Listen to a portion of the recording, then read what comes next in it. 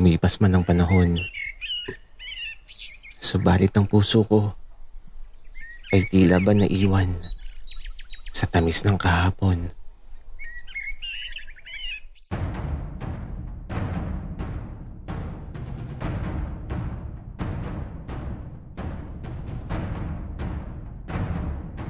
Kaibigan, huwag mong kalimutan mag-subscribe sa aming channel at huwag din kalimutan i-click ang notification bell at subscribe button. Subscribe na!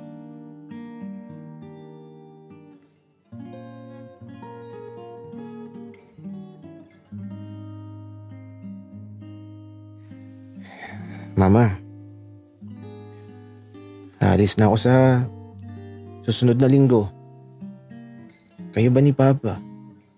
Wala ba talaga kayong plano na umuwi?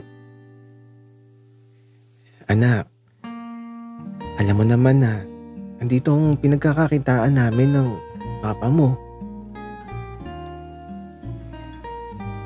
Mama, bakit ba kasi nagpapakakuba kayo sa pagtatrabaho? Malaki na ako, Mama. Nakatapos na din ako sa pag-aaral. Kaya dapat magpahinga na kayo ni Papa.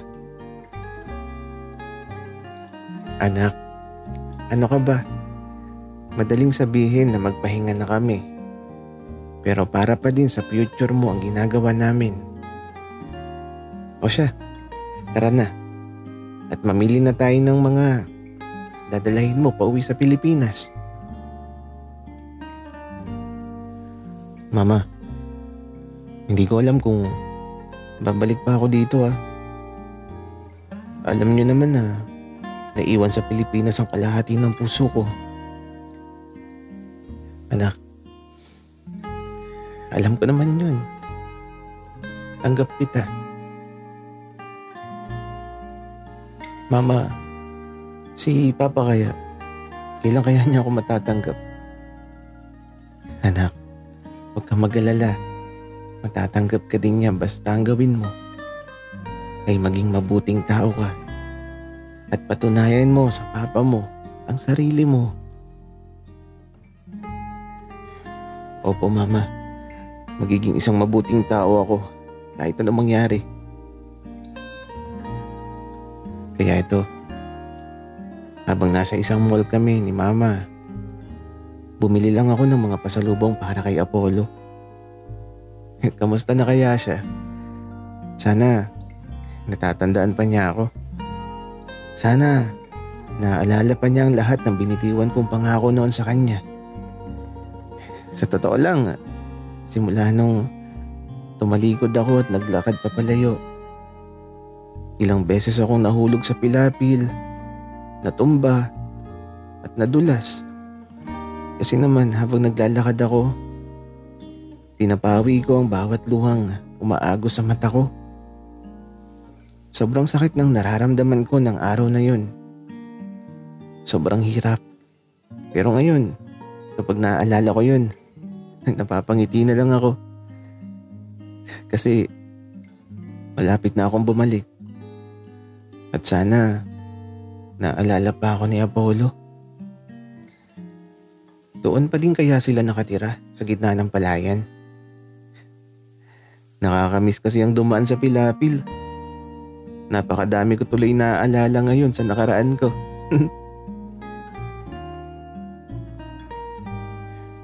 Kaya eto, kumuha na ako ng madaming lollipop at chocolate. Ang sarap lang kasi nabalikan ng nakaraan. At madami akong pasalubong kay Apollo.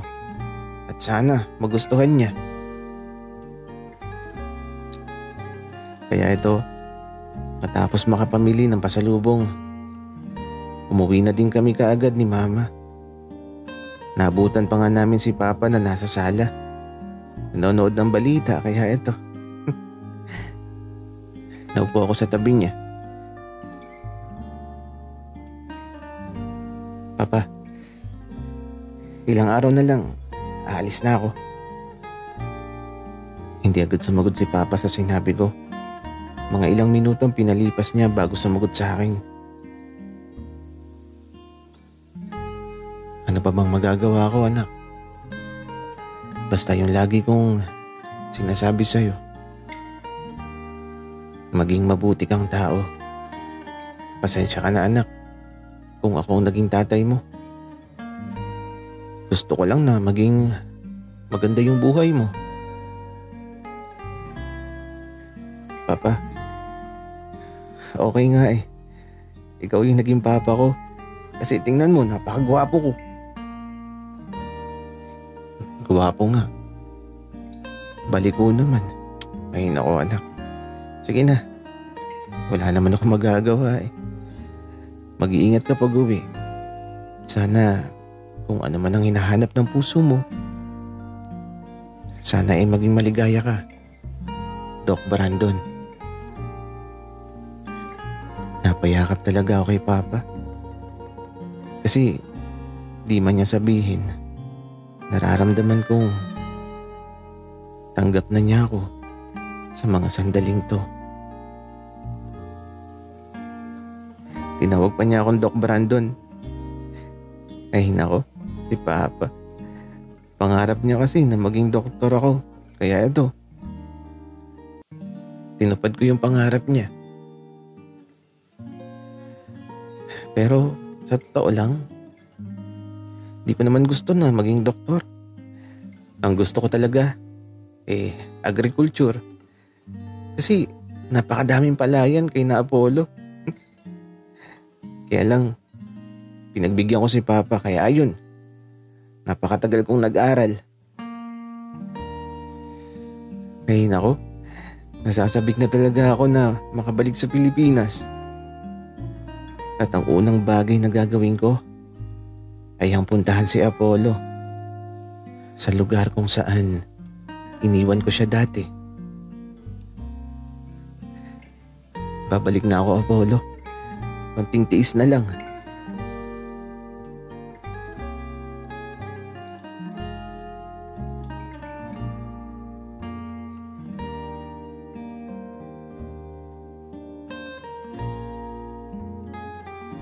Apollo, alam mo, nagtataka lang ako. Simula kasi nung nagkakilala tayo, lagi na lang tayong nakahiga dito sa papag. Hindi ka ba natatakot na baka mabagsakan tayo ng langka dito? Ang laki niya, no? Masisira talaga yung kagandahan ko kapag pumatak yan sa mukha ko. Kiray, teka nga. Nasaan ba yung ganda na sinasabi mo? Kasi simula nung makilala kita, di ko pa nakikita yan. Saan mo ba itinatago? At eto, pinagkukurot ako ni Kiray. Ay nako, pero maganda naman talaga si Kiray. Madaming nagkakagusto dyan, lalo na yung nasa truck ng basura. Kapag dumadaan yung truck ng basura, ay nako, napakaganda ni Kiray.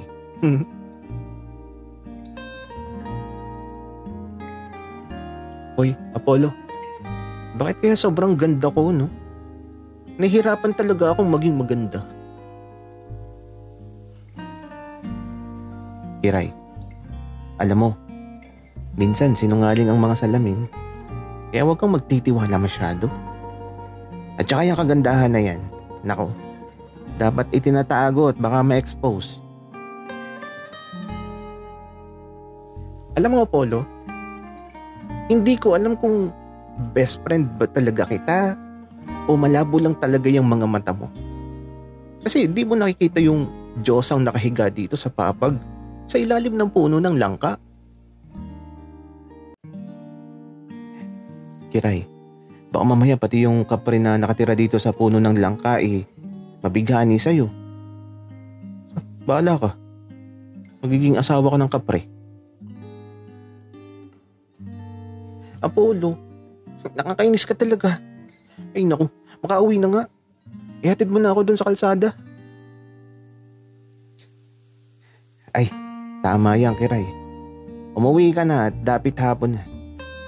Magsimula ka ng maglangi sa bewang mo at mamaya mahahati na yan. Apollo, ewan ko talaga sa'yo. Ginawa mo na talaga akong manananggal sa kwentong ito. Kiray, biro lang. Ano ka ba? Di ka na nasanay. Ingat ka pag uwi.